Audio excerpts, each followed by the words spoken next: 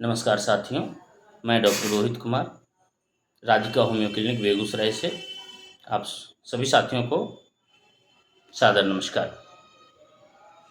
प्रिय साथियों, आज का मेरा शीर्षक है मधुमेह, डायबिटीज़। किस कारण से हम लोग डायबिटीज़ से पीड़ित होते जा रहे हैं और किस प्रकार हम इसका बचाव कर सकते हैं और होम्योपैथिक चिकित्सा इसमें कैसे मददगार हो सकती है, इस विषय में हम आपसे बात करेंगे। डायबिटीज़ के विषय में पहले समझना होगा कि डायबिटीज़ है क्या। डायबिटीज़ मेलिटस, जिसे सामान्यतः मधुमेह कहा जाता है, यह चयापचय मेटाबॉलिक संबंधित बीमारियों का एक समूह है जिसमें लंबे समय तक रक्त में शर्करा का स्तर उच्च रहता है और उच्च शर्करा के लक्षणों में अक्सर बार बार पेशाब का आना, प्यास एवं भूख की वृद्धि होती है।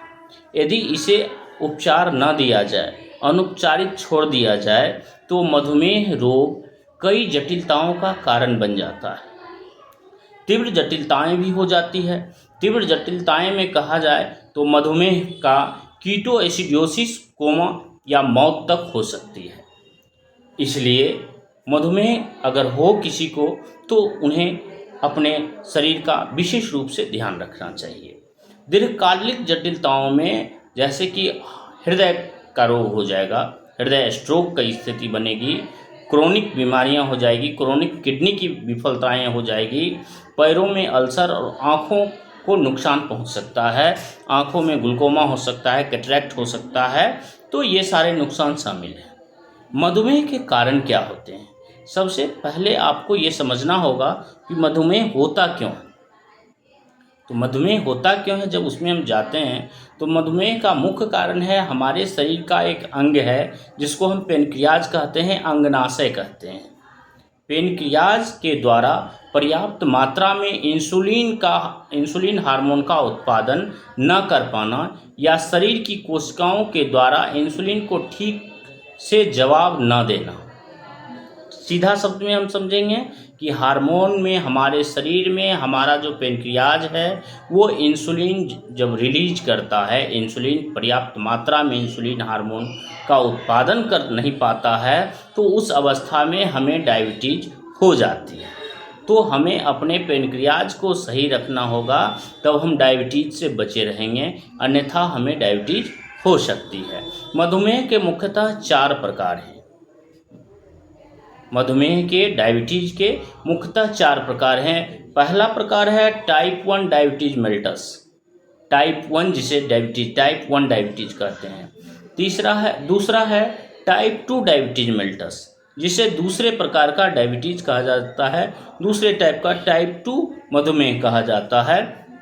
तीसरा मधुमेह होता है गर्भ के अवधि में जो मधुमेह होता है उसे गर्भवती महिलाओं में होता है, गर्भावधि मधुमेह कहा जाता है। चौथा मधुमेह होता है सेकेंडरी डायबिटीज।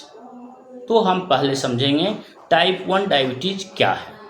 पर्याप्त मात्रा में इंसुलिन का उत्पादन करने में पेनक्रियाज जब विफल रहता है और यह प्रायः कम उम्र में प्रकट होता है।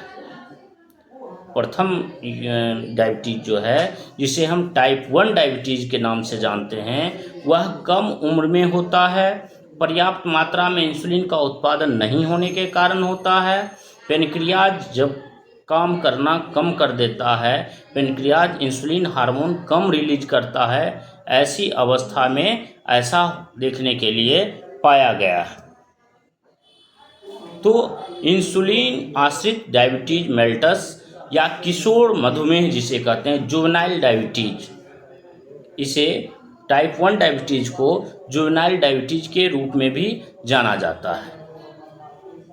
इसका कारण अज्ञात है। टाइप 2 डायबिटीज मेलिटस, यह अब बात करते हैं हम दूसरे टाइप का जो मधुमेह है, टाइप 2 डायबिटीज मेलिटस जिसे कहते हैं, उसके इंसुलिन प्रतिरोध से शुरू होता है। इंसुलिन प्रतिरोध से शुरू होता है, एक स्थिति जिसमें कोशिका इंसुलिन को ठीक से जवाब देने में विफल हो जाता है। इंसुलिन प्रतिरोध से होता है, एक जिसमें होता क्या है कि कोशिका जो है इंसुलिन को ठीक से जवाब देने में विफल हो जाता है। जैसे जैसे रोग की प्रगति होती है, इंसुलिन की कमी विकसित होती चली जाती है। इसको पहले गैर इंसुलिन आश्रित डायबिटीज मेलाइटिस या वयस्क शुरुआत मधुमेह के रूप में भी जाना जाता है। गैर इंसुलिन आश्रित डायबिटीज या मेलाइटिस या वयस्क शुरुआत मधुमेह के रूप में जाना जाता है। इसका सबसे प्रमुख कारण अत्यधिक शरीर का वजन होना और पर्याप्त व्यायाम का न करना। अगर आप मोटे ताजे अत्यधिक हैं और आप व्यायाम नहीं कर रहे हैं तो इसके कारण से भी टाइप 2 डायबिटीज हो सकता है। तीसरा डायबिटीज का जो टाइप हमने बताया, गर्भावधि मधुमेह तीसरा मुख्य रूप है और यह तब होता है जब मधुमेह के पिछले इतिहास के बिना गर्भवती महिलाओं को उच्च रक्त शर्करा का स्तर का विकास होता है। ऐसी अवस्था में जो गर्भवती महिलाएं हैं, अगर ज़्यादातर बेड पर रहने के कारण, जिन्हें बेड पर ही रहना पड़ता है, कुछ काम नहीं कर पाती हैं, उस अवस्था में पेनक्रियाज इंसुलिन कम निकालता है। उसके कारण गर्भ के समय जो डायबिटीज़ होता है ये क्यूरेबल भी होता है। इसलिए गर्भवती महिलाओं को कहा जाता है व्यायाम, प्राणायाम, आसन अवश्य करें। चौथा जिसको सेकेंडरी डायबिटीज़ भी कहा जाता है, इसमें अंगनाशय का जो है आउस सेंटर्स में बीटा कोशिकाओं के विनाश या अवधि सहित बीमारी जैसी एंडोक्राइनोपैथोसिस कहा जाता है। जैसे एंडोक्राइनोपैथोसिस या अन्न द्वारा इंसुलिन प्रतिरोध को शामिल करने के बाद विकसित होता है, उसे सेकेंडरी डायबिटीज या सेकेंडरी डायबिटीज मेलिटस कहा जाता है। अब हम चलते हैं मधुमेह के लक्षण के विषय में, आपको बताते हैं। मधुमेह का लक्षण सर्वविदित होता है कि बहुत प्यास और बार बार प्यास का लगना। सबसे मुख्य लक्षण है मधुमेह का बहुत प्यास और बार बार प्यास का लगना, चिड़चिड़ापन होना, बार बार पेशाब का आना, लगातार भूख लगना, दृष्टि धूमिल होना, अनायास वजन का कम होना, घाव का जल्दी ठीक ना होना, बार बार पेशाब या रक्त का संक्रमण होना, खुजली या त्वचा का रोग जगह जगह बार बार होना। तो बार बार ये चीज़ बहुत समझने की चीज़ है बारीकी से कि बहुत प्यास और बार बार प्यास, चिड़चिड़ापन, मन चिड़चिड़ा जैसा लगना शुरू हो जाता है, लगातार भूख लगना, बार बार पेशाब जाना, दृष्टि धूमिल होना, दिखने में परेशानी होना, अनायास वजन का कम होने लगना, वजन का ह्रास होने लगता है, घाव अगर हो गया, छोटा सा भी घाव कट गया, छिल गया, ऐसी अवस्था में घाव का जल्दी ठीक नहीं होना, बार बार पेशाब या पेशाब के साथ रक्त का कण आना, रक्त का संक्रमण होना, खुजली या त्वचा का रोग हो जाना, त्वचा में किसी भी प्रकार का इन्फेक्शन हो जाना। ऐसी अवस्था में आप किसी भी प्रकार से किसी भी लैब से जाकर डायबिटीज़ की जांच आप करा सकते हैं और आप सेटिस्फाइड हो सकते हैं कि क्या हम डायबिटीज़ के गिरफ्त में तो नहीं आ गए। तो इसीलिए, और अब हम बताएंगे होम्योपैथिक में उपचार क्या है इसका। तो होम्योपैथिक उपचार में मधुमेह अंगनाशय नामक ग्रंथि में बीच के कोशिकाओं की बी सेल जो एक इंसुलिन हार्मोन बनाते हैं द्वारा कम मात्रा में बनाने से होती है। तो वो जो है अंगनाशय का बीच में जो सेल है, जो कोशिका है, उसके कारण से जो हार्मोन का निर्माण होता है वो बनाने में कम हो जाता है। और उस कम बनाने की स्थिति में तो हम क्या करते हैं, मधुमेह एक सिफिलिटिक और ट्यूबरकुलर मियाज्म है। मधुमेह का जो मियाज्म है वह ट्यूबरकुलर और सिफिलिटिक मियाज्म है।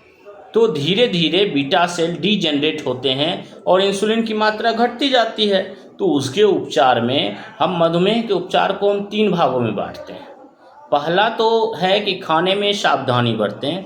खाने में हमको सावधान रहना है, योगा और व्यायाम करना है विशेष रूप से। औषधि जो मेडिसिन जो हम ले रहे हैं उसको सावधानी से लें, नियमित लें। इससे क्या होगा, जब आप मेडिसिन नियमित लेंगे तो आपका डायबिटीज़ मैनेजमेंट की बीमारी, डायबिटीज़ जो है जिनको हो गया उनको मैनेजमेंट की अत्यधिक आवश्यकता है। खाने में सावधानी अत्यधिक ज़रूरी है, इसलिए हम पहले नंबर में रखते हैं खाने में सावधानी रखें। दूसरे में है योगा और व्यायाम करें। तीसरे में है औषधि, औषधि थर्ड लाइनर है, औषधि तीसरे नंबर में है। पहले आपका भोजन, दूसरे में योगा एवं व्यायाम, तीसरे में औषधि। तो क्या खाएं और क्या नहीं खाएं, खाने में सावधानी, खाने में क्या नहीं खाना है, ये हम बताने की कोशिश करेंगे। शक्कर, जिसमें शक्कर है, ग्लूकोज है, शहद है, मिठाई है, चॉकलेट है, शरबत है, मुरब्बा है, केक है, आइसक्रीम है और मीठे फल हैं, ये सभी नहीं खाना है। ठीक है, विशेष रूप से ध्यान रखना है कि मीठी चीज़ों से परहेज करना है। आवश्यकता अनुसार उबली हुई सब्जी उबाल करके अगर हो सके तो उसका सेवन हम लोगों को करना चाहिए। उबली सब्जी भी निर्धारित मात्रा में लेना है। प्रतिदिन अधिक से अधिक पैदल चलने की आदत बनानी है। करेला हो गया, जामुन हो गया, ये सब का सेवन करना है विशेष रूप से। बेल हो गया, करेला, जामुन, बेल। बेल मीठा होता है लेकिन बेल डायबिटीज़ के लिए अच्छा है, इसलिए बेल का सेवन कर सकते हैं। पैदल चलने की आदत बनाइए। पैदल जितना ज़्यादा चलेंगे उतना मेरा जो है ग्लूकोज का क्षय होगा, ग्लूकोज जलेगा, एक प्रकार से ग्लूकोज बर्न होगा। ग्लूकोज बर्न होगा तो आपके लिए फ़ायदेमंद रहेगा। तीसरा चीज़ है, दोनों समय भोजन के उपरांत ब्लड शुगर की जांच का विशेष ख्याल रखें। अगर आपका ब्लड शुगर अत्यधिक बढ़ा हुआ है तो आपको ये निर्धारित करना है कि सुबह शाम मेरा ब्लड शुगर कैसा है, अचानक कमजोरी तो नहीं हो रहा है, अचानक शरीर से पसीना तो नहीं निकल रहा है, हमारे शरीर में सुस्ती तो नहीं आ रहा है, नींद ज़्यादा तो नहीं आ रहा है, या नींद में खटास तो नहीं हो रही है।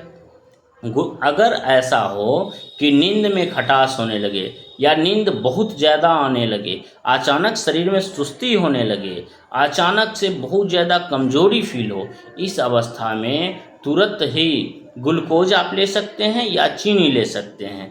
खाने में मोटे अनाज को प्राथमिकता देनी चाहिए। खाने में मोटे अनाज का मतलब जौ हो गया, बाजरा हो गया, मरुआ हो गया, ये सब का आप सेवन कर सकते हैं। मकई का सेवन नहीं करना, मक्के की सेवन नहीं करनी चाहिए। मक्के की रोटी हो गई। और सबसे बड़ी बात है, भोजन में मीठा, पहले तो हम आप लोगों को शक्कर, ग्लूकोज, शहद, मिठाई, चॉकलेट ये तो बता चुके हैं, लेकिन मीठा चीज़ से पूरी तरह से परहेज करना चाहिए। आलू और चावल ये भी जो है ग्लूकोज की मात्रा का वाहक है, इसलिए ये सब भी नहीं सेवन करना चाहिए, इससे परहेज करना चाहिए लोगों को। और कंद फल से परहेज करना चाहिए। जो धरती के नीचे फल सब्जी होते हैं उसे हम कंद फल कहते हैं। कंद फल और सब्जी से, कंद फल और जो धरती के नीचे सब्जी होते हैं, ओल, कच्चू, ये सब चीज़ से थोड़ा सा परहेज करना चाहिए।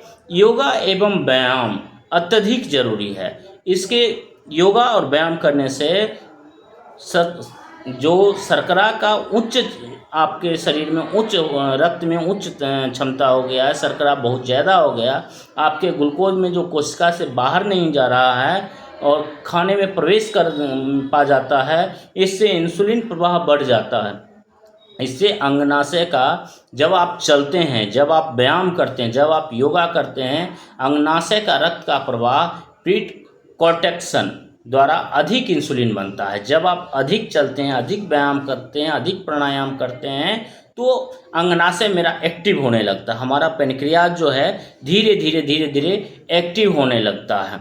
और जब एक्टिव होने लगता है हमारा अंगनाशय, हमारा पेनक्रियाज, तो कहीं ना कहीं ग्लूकोज बर्न होने लगता है हमारा, और हमारा शरीर जो है हमारा जो अंगनाशय है, हमारा जो पेनक्रियाज है, वो कहीं ना कहीं इंसुलिन निकालना शुरू कर देता है, इंसुलिन का उत्पादन फिर से शुरू कर देता है। इसलिए कुछ आसन का नाम हम ले रहे हैं जो आसन डायबिटीज़ के लिए अति महत्वपूर्ण है, जैसे नौकासन हो गया, धनुरासन हो गया, पश्चिम उत्तान आसन हो गया आदि। प्रतिदिन लगभग 3 से 5 किलोमीटर चलने से आपका शुगर लेवल बहुत ज़्यादा कंट्रोल रहेगा, ग्लूकोज ज़्यादा से ज़्यादा बर्न होगा। ग्लूकोज जब ज़्यादा बर्न होगा तो आप कहीं ना कहीं अपने आप को गुड फील करेंगे, आपका पेनक्रियाज बहुत ज़्यादा एक्टिव होगा, और आपका पेनक्रियाज जब अत्यधिक एक्टिव होगा और आप जब ज़्यादा पैदल चलेंगे तो आपका पेनक्रियाज एक्टिव होगा और आप इंसुलिन बहुत ज़्यादा उत्पादन होगा आपके शरीर में, और आप डायबिटीज़ को बाय बाय भी कह सकते हैं। तो अब आगे हम चलेंगे कि होम्योपैथिक औषधि, होम्योपैथी में किसी भी रोग का उपचार बगैर कॉन्स्टिट्यूशनल मेडिसिन के नहीं होता है। अतः टोटलिटी ऑफ सिम्टम्स क्या है, पेशेंट का सिम्टम्स क्या दे रहा है, पेशेंट क्या बता रहा है, मरीज का लक्षण क्या है। तो होम्योपैथी के विषय में हमने कल बताया था आप लोगों को कि लक्षण के आधार पर ही हम दवा का सिलेक्शन करते हैं। सिम्टम्स क्या है, पेशेंट सिम्टम्स क्या दे रहा है, सिम्टम्स में दे रहा है बहुत प्यास और बार बार प्यास लग रहा है, पेशेंट चिड़चिड़ा है, बार बार पेशाब आ रहा है, लगातार भूख लग रही है, दृष्टि धूमिल हो रही है, अनायास वजन घट रहा है, ये सब अगर लक्षण पेशेंट देते हैं तो उस आधार से हम मेडिसिन की सिलेक्शन करते हैं। ठीक है, सिम्टम्स के आधार पर निर्देशित दवा का चुनाव करना आवश्यक होता है।